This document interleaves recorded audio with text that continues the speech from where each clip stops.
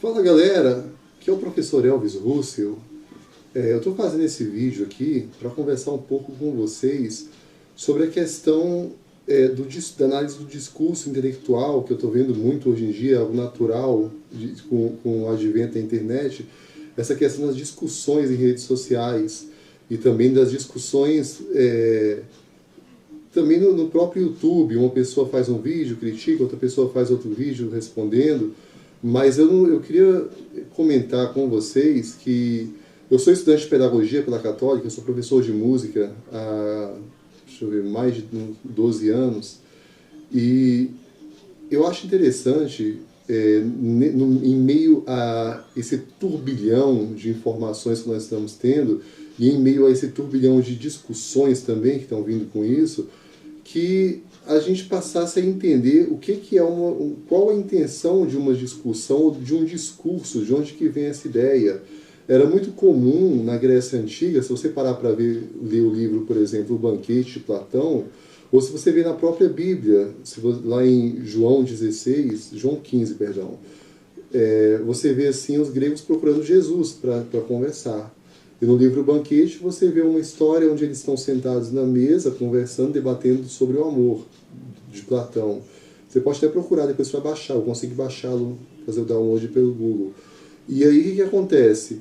Você vê que os debates, eles são importantes à sociedade, são importantes para que a gente possa ter um desenvolvimento do pensamento. Só que o que está acontecendo hoje? O que é uma coisa que a gente não está percebendo.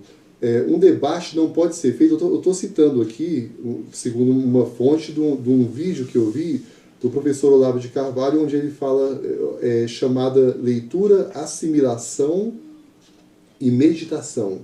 É uma aula que ele dá, um vídeo aula que ele gravou durante uma aula para os alunos dele, né? E aí eu estou citando mais ou menos o que eu ouvi desse vídeo e conversando com vocês sobre algo que eu achei interessante desse vídeo, no qual ele fala o seguinte: durante a história, se você parar para ver assim, a história nos últimos 2000 anos quase, ou desde que a igreja surgiu, a igreja cristã, os últimos 1300, os 2000, porque vamos citar Jesus também, né, nesse período. Nos últimos 2000 anos, você vê pouquíssimas pessoas que se intrometeram, que participaram de discussões públicas. Não era comum você ter uma discussão pública, porque para que a pessoa entrasse numa discussão, ela no mínimo parava para analisar fatos e para poder discutir em cima do que se tem visto, né? Nós chamamos isso, as pessoas que cursam faculdades, de método científico. Você vai se basear em cima de alguma informação, de algum dado para você entrar numa discussão. Então, você não pode simplesmente chegar no calor do momento e começar a discutir com alguém. A pessoa postou uma coisa, por exemplo, já impensado. Eu penso muito antes de fazer alguma postagem no Facebook, e hoje é natural que as pessoas postem coisas a todo momento sem pensar no que elas estão postando. Isso, para análise intelectual, isso é um problema muito sério. Isso é uma falta de inteligência tremenda. Seria bom que a gente, ou quem está me ouvindo pelo menos aí, se você puder, que a gente pudesse analisar essa situação, que a gente pudesse pensar um pouco mais de postar, né, no que a gente está postando, perdão, que a gente pudesse analisar o que a gente está falando. Porque você posta coisas e coisas, informações, mas acaba perdendo o sentido e acaba perdendo também a credibilidade dessas informações. Eu lembro de uma pessoa que postou assim, né, uma postagem que eu vi no meu Facebook, eu estava vasculhando no Facebook, olhando, e uma pessoa postou assim: você vem na minha casa e manda prender o cachorro, eu moro aqui, mas como se fosse o cachorro falando, eu moro aqui, mas você não. Tá, eu sou um ser humano, você é um cachorro. Aí eu lembro que eu até perguntei para a pessoa, fui lá e coloquei: você está me comparando a um cachorro? E assim, foi tão chato isso. Então tem coisas que a gente posta que a gente não observa, mas é uma agressão às outras pessoas, é uma agressão a quem está vendo, e é baseado em quê? É fundado em quê? Em nada. É fundado simplesmente em ideias. É fundado em cima de ideias que na verdade não têm fundamento. Por exemplo, eu vi outro dia uma pessoa chegou em mim e comentou assim: a economia do Brasil tá muito ruim, né? E aí eu falei assim: baseado em que você fala isso? baseado que subiu o preço da cesta básica. E aí eu falei assim, sabe qual foi o PIB de 2015? A pessoa ficou calada, não soube responder. Aí eu falei, o PIB de 2015 foi 5,9 trilhões. Se você for no Google e colocar PIB 2015, você localiza esse dado. Não sou só eu que tenho acesso a ele.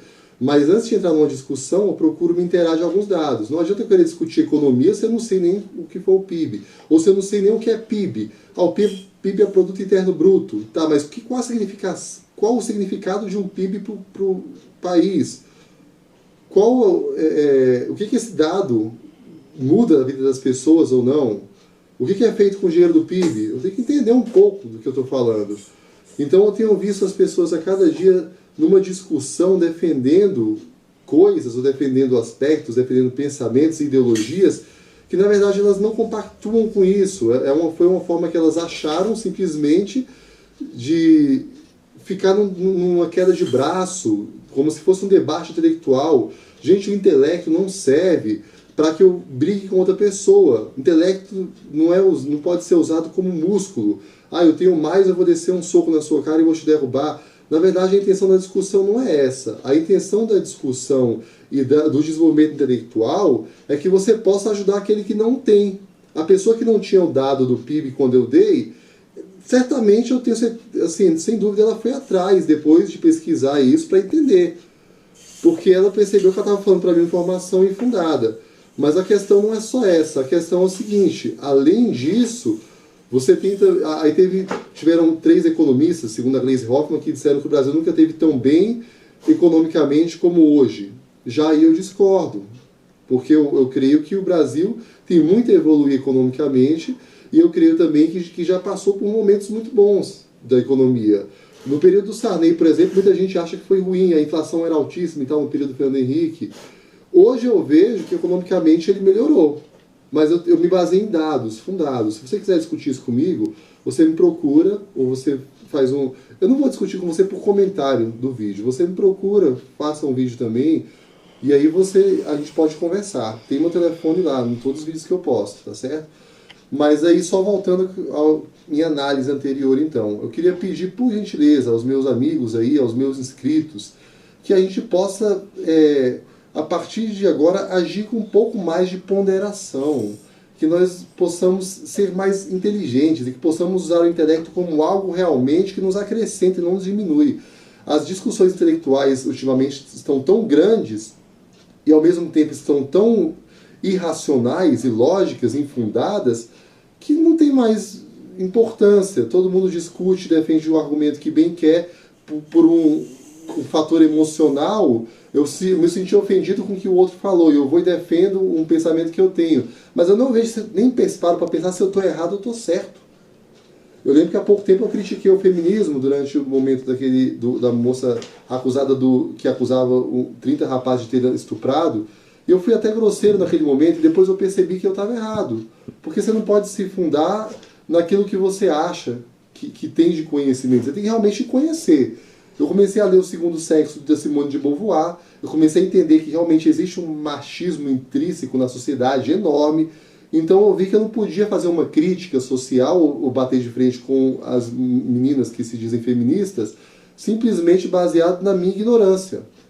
Eu queria recomendar a vocês, se fosse possível, que lessem um livro chamado O Mínimo que Você Precisa Saber para Não Ser um Idiota, do Olavo de Carvalho.